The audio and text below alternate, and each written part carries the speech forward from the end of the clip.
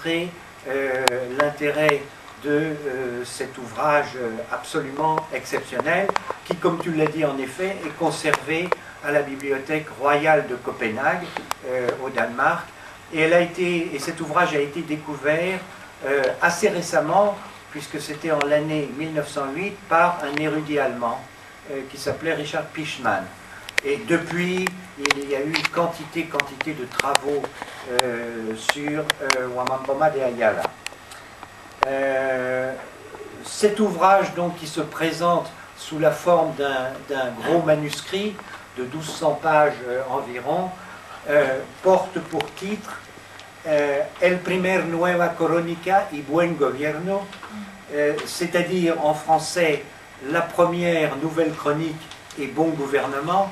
Mais en fait, si je voulais traduire littéralement ce titre, je devrais plutôt dire le premier nouvelle chronique et bon gouvernement, car effectivement il y a ce qu'on pourrait considérer comme une erreur, enfin une infraction, disons, aux règles grammaticales de l'espagnol. Il n'y a pas d'accord du genre, et c'est significatif de la personnalité de l'auteur, qui donc a achevé son manuscrit l'année 1615 ou l'année suivante, 1616, et qui était d'origine indienne. Ses deux parents étaient indiens, et qui par conséquent ne maîtrisait pas bien, pas parfaitement bien l'espagnol.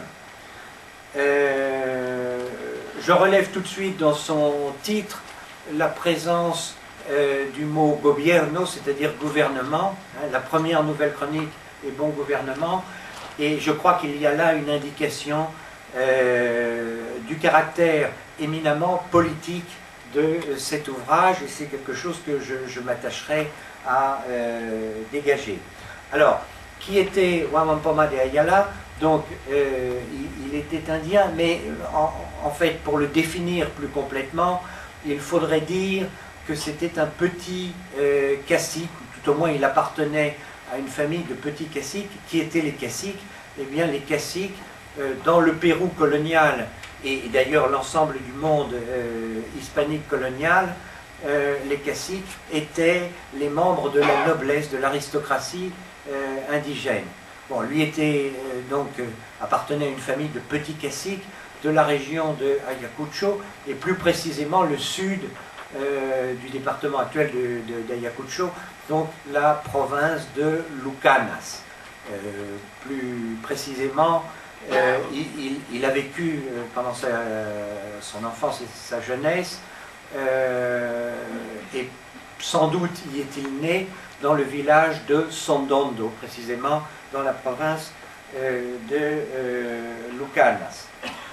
Alors, je voudrais présenter, avant de revenir sur certains aspects qui me paraissent particulièrement importants, je voudrais présenter rapidement cet ouvrage, qui d'abord présente la caractéristique de n'être pas composé que de textes, mais également de dessins. Alors, ces dessins, vous les avez probablement vus au moins une fois dans votre vie, car ils sont maintenant partout. Et sur les 1200 pages que compte le manuscrit, il y a environ un tiers, environ 400 pages de dessins, et le reste sont des pages de texte. Le nom de l'auteur, Wamampoma de Ayala, comporte une partie hispanique, Ayala, qui est un patronyme espagnol, basque plus précisément, et puis un nom indigène, Wamampoma, qui est en fait un nom totémique, composé de deux noms d'animaux andins, Waman, qui est le faucon, et Puma, qui est le puma, donc ce carnassier andin. D'où on le verra, comment dirais-je, enfin d'ores et déjà on peut discerner une présence de la tradition andine chez cet auteur. Alors, quel est le contenu de son œuvre? Eh bien, les 400 premières pages, le premier tiers, se relève de l'histoire, si vous voulez, l'histoire qui est d'abord l'histoire biblique, parce que Wamampoma est chrétien, il est profondément chrétien comme on le verra, et donc il rattache l'histoire andine, l'histoire péruvienne à l'histoire de l'humanité qui à l'époque ne pouvait commencer que par une évocation biblique. Et puis de l'histoire biblique nous passons à l'histoire proprement andine, et l'une des particularités de Wamampoma est d'évoquer la période antérieure aux Incas. Alors c'est une particularité, pourquoi? Parce que la plupart des chroniqueurs, comment dirais-je, n'évoquent comme période préhispanique que celle des Incas. Pour Wamampoma, non. Il y a une évocation donc de la période pré-incaïque sous la forme de 4 âges différents qui se sont succédés avant d'arriver aux Incas. Mais évidemment la période Inca est la plus importante et Wamampoma lui consacre bien 200 pages, notamment une longue description des souverains de la dynastie Inca, et là nous voyons le 10e Inca, l'Inca Tupac Inca Yupanqui, leurs épouses également, mais également tous les aspects de la civilisation Inca, c'est-à-dire par exemple cette immense, l'administration Inca, cet immense réseau de routes qu'avaient construit les Incas, les, comment dirais-je, les quipus par exemple, qui étaient ces cordelettes à nœuds utilisées dans un, comment dirais-je, dans une perspective mnémotechnique, etc. Alors la partie suivante pourrait être, alors évidemment après l'Empire Inca, l'évocation de l'Empire Inca, Wamampoma évoque la conquête du Pérou par les Espagnols. Alors la partie suivante, disons le deuxième tiers, les 400 pages suivantes, pourrait être définie comme une présentation sociologique du Pérou colonial, cette fois-ci. Et en effet, Wamampoma présente les différentes catégories sociales qui constituent la société péruvienne coloniale, en commençant par les catégories supérieures, c'est-à-dire les vice-rois qui étaient les représentants directs du roi d'Espagne. Donc il consacre à chacun un texte et un dessin, et puis ensuite il évoque les différentes catégories, c'est-à-dire par exemple les fonctionnaires coloniaux comme les corregidors, ou une autre catégorie, les encomenderos, c'est-à-dire les Espagnols qui à l'origine étaient des conquistadors et qui avaient reçu, qui s'étaient fait attribuer une terre et un groupe indien pour l'exploiter, les prêtres, etc.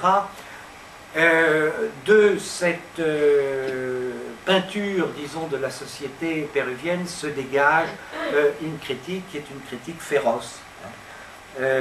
C'est-à-dire que l'auteur met en évidence les défauts, les vices de chacune de ces catégories, en soulignant notamment les injustices dont chacune de ces catégories se sont rendues coupables envers les Indiens.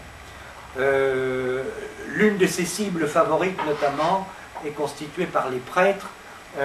Wamampoma les critique très vivement pour leurs défauts, leurs vices, comment dirais-je, les injustices qu'ils font subir aux Indiens, les violences.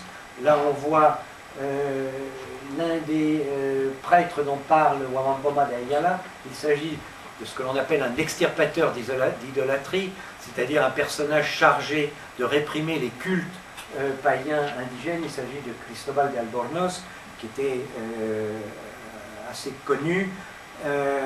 Un autre prêtre donc usant de la violence contre un Indien, et un troisième alors qui lui aussi a été un chroniqueur. Il s'agit d'un religieux mercédaire, donc qui appartenait à l'ordre de la Merci, de la Merced, et qui s'appelait Murua, auteur lui aussi d'une chronique sur le Pérou ancien. Wamampoma de Ayala avait visiblement avec lui des rapports exécrables. D'ailleurs, il le représente en train de frapper violemment une indienne en train de tisser avec un gourdin. Alors, cela n'empêche pas Ramampama de se déclarer, et je pense avec sincérité, de se déclarer chrétien. Et cette attitude d'ailleurs est logique dans la mesure où elle lui permet, le fait de se déclarer chrétien, lui permet, comment dirais-je, de mettre, disons, les Espagnols face à leurs contradictions et au fait qu'ils ne respectent pas, comment dirais-je, ce dogme